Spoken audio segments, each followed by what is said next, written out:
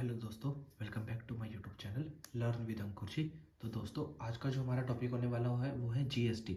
अभी इससे previous videos में हम ये समझ कर आए हैं कि टीडीएस का मीनिंग क्या होता है। तो अब हम ये चीज़ सीखेंगे कि जीएसटी क्या होती है। तो जीएसटी आप सबको पता ही है, जीएसटी क्या होता है। जीएसटी होता है गुड्स एंड सर्विस टैक्स, और ये एक तरीके का इनडायरेक्ट टैक्स होता है जो किस पे लगता है, गुड्स और सर्विसेज की सप्लाई पर।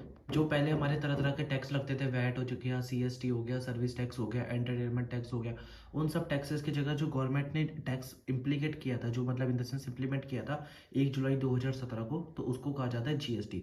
जीएसटी जो होता है वो दो तरीके से होता है, एक होता है सेंट्रल में, एक स्टेट पे। तो हम दो तरीके की सप्लाई कर सकते हैं, मतलब दो तरीके की सप्लाई करते हैं, एक इंट्रा स्टेट और एक इंटर स्टेट। अब हम दोनों का मीनिंग क्लियर करते हैं कि क्या होता है इंट्रास्टेट का मीनिंग और क्या होता है इंटरस्टेट का। अगर हम बात करें इंट्रास्टेट की, तो इंट्रास्टेट गुड्स का मतलब क्या होता है, या फिर सप्लाई का मतलब क्या हो जाता है। हम करते हैं कि हम अगर अपने ही सेम स्टेट में अपने गुड्स या सप्लाई को, गुड्स या सर्विसेज को सप्लाई करते हैं, तो जब इंट्रास्टेट सप्लाई होती है, चाहे वो गुड्स की हो चाहे वो सर्विसेज की हो, तो उस पर लगता है सीजीएसटी और एसजीएसटी। सीजीएसटी की फुल फॉर्म होती है central goods and service tax, और एसजीएसटी की फुल फॉर्म होती है state goods and service tax. जो सीजीएसटी होता है वो सेंट्रल गवर्नमेंट के पास जाता है, और जो एसजीएसटी होता है वो स्टेट गवर्नमेंट के पास जाता है। और ऐसे ही अगर हम इंटर स्टेट सप्लाई करते हैं गुड्स और सर्विसेज की, तो हमारा आईजीएसटी कलेक्ट होता है। वो क्या होता है, जो आईजीएसटी होता है वो इंटीग्रेटेड होता है, और वो सारा का सारा ही सेंट्रल गवर्नमेंट के पास जाता है। उसमें से वो अपने आप उसका शेयरिंग आगे पास ऑन करती है स्टेट पे, लेकिन वो सारा का सारा जो होता है वो सेंट्रल गवर्नमेंट के पास जाता है। अब ये तो था थ्योरी पर्सपेक्टिव से। अब क्या होता है, अब हमारे को जब हमने अगर वर्क करना है कंपनी में, टैली में, तो हमारे को ये देखना होता है कि हमारे को अब इसको कंपनी में कैसे क्रिएट करना है। तो मैंने एक जीएसटी कंपनी के नाम से क्रिएट कर चुका हूँ, वो आप नॉर्मल कंपनी क्रिएट कर लीजिए। आपको क्या करना होगा, आपको F11 फीचर्स पे आना है।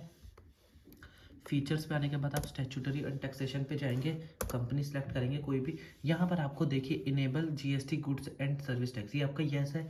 जो आपका नो है, यहाँ पर आपको क्या फिल करना पड़ेगा, यस। जैसे ही आप यस फिल करेंगे तो ये आपका आ गया। ये आपकी कंपनी की डिटेल्स है कि आपकी कंपनी कहाँ है, किस तरीके की सप्लायर है, क्या उसका जीएसटी नंबर है, क्या चीज़ है, वो सारी डिटेल्स है। अब यहाँ पर आप अपने जो चेंजेस करने हैं वो कर सकते हैं। देखिए स्टेट हरियाणा, आपकी कंपनी हरियाणा में, हरियाणा, और किसी स्टेट में तो आप और स्टेट डाल सकते हैं। अब आती है बात रजिस्ट्रेशन टाइप। तो रजिस्ट्रेशन दोस्तों जो होते हैं वो दो तरीके के होते हैं, एक होता है रेगुलर और एक होता है कॉम्पोजिशन। अब कहेंगे सर रेगुलर और कॉम्पोजिशन मतलब क्या।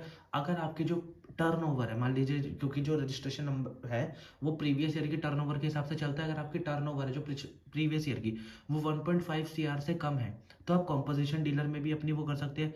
और अगर आपकी 1.5 सीआर से ज़्यादा है तो आप रेगुलर डीलर या फिर रेगुलर रजिस्ट्रेशन टाइप पे रहेगा। अब कॉम्पोजिशन और रेगुलर में फ़र्क क्या होता है। रेगुलर में क्या होता है, आपको मंथली रिटर्न फाइल करनी पड़ती है, लेकिन कॉम्पोजिशन के अंदर आपको मंथली की जगह आप क्वार्टरली रिटर्न फाइल कर सकते हैं। तो मैं यहाँ पे रेगुलर ही फिल रहने दूंगा। असेसियन अदर टेटर ये है, मतलब अगर आपका और कहीं पर भी जीएसटी नंबर है तो आप इसके लिए फिल कर सकते हैं, लेकिन अभी हम नॉर्मल मान के चल रहे हैं। हम बहुत बड़ी कंपनी में वर्क नहीं कर रहे हैं, नॉर्मल कंपनी में वर्क कर रहे हैं, और उसकी एक ही एंटिटी है, तो उसके लिए मैंने इसको नो रहने दिया। अगला पॉइंट आता है जीएसटी। तो जीएसटीएन नंबर क्या होता है। जीएसटीएन एक नंबर होता है जिसमें हम जो कंपनीज को या फिर जो फर्म्स है उनको अलॉट किया जाता है कि उनकी गुड्स और सर्विसेज पे, ताकि उसी के बिहाफ पे जो गवर्नमेंट पे टैक्स पे होता है, अगर कुछ इनपुट टैक्स क्रेडिट आ जाता है तो वो रिफंड लिया जाता है। ये सारा का सारा काम जो होता है वो जीएसटीएन नंबर के थ्रू ही होता है। तो जीएसटीएन नंबर क्या होता है, एक 15 डिजिट नंबर होता है, 15 डिजिट का नंबर होता है, जिसमें पहले दो डिजिट जो होता है वो आपके स्टेट कोड होते हैं। मान लीजिए आपका स्टेट है हरियाणा, तो हरियाणा का स्टेट कोड का वो जो है वो है 06। ऐसे ही अलग अलग है, किसी का 01, 02, 07, ऐसे डिफरेंट डिफरेंट है। आप नेट पे सर्च करेंगे आपको सब मिल जाएगा।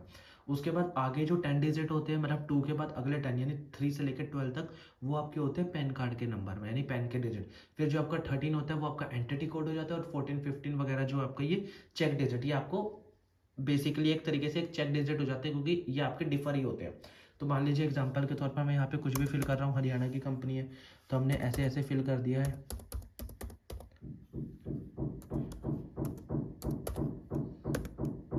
कुछ भी फिल कर दिया गाइस मैंने फिलहाल, अभी इसमें ज़्यादा वो नहीं। एप्लीकेबल कौन सी तारीख से एप्लीकेबल था, आप मंथली रिटर्न ही फिल करेंगे। जीएसटी और ई वे बिल अगर एप्लीकेबल है तो यस, ये इनवॉइस बिल पे रहने देंगे। अगर थ्रेशोल्ड लिमिट कुछ है तो ठीक है, नहीं है तो आप इसको ज़ीरो कर दीजिए। कोई भी आपकी थ्रेशोल्ड लिमिट नहीं है।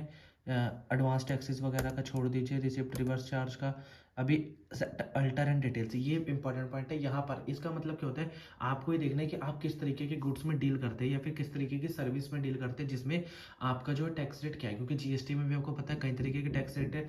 टोटल हम कहेंगे तो 5 तरीके के टैक्स रेट्स होते हैं जीएसटी में, 0%, 5%, 12%, 18% एंड 28%। तो ये आपके, और जो 28% या 18% या 12% जो मैंने आपको बताया, ये आपके पूरे है। ये मान लीजिए अगर मैं आपको कहता हूँ कि आपको 18% जीएसटी है, तो अगर आप इंट्रा स्टेट करते हैं तो आपका जो सीजीएसटी है वो 9% हो जाएगा, एसजीएसटी है वो 9% हो जाएगा।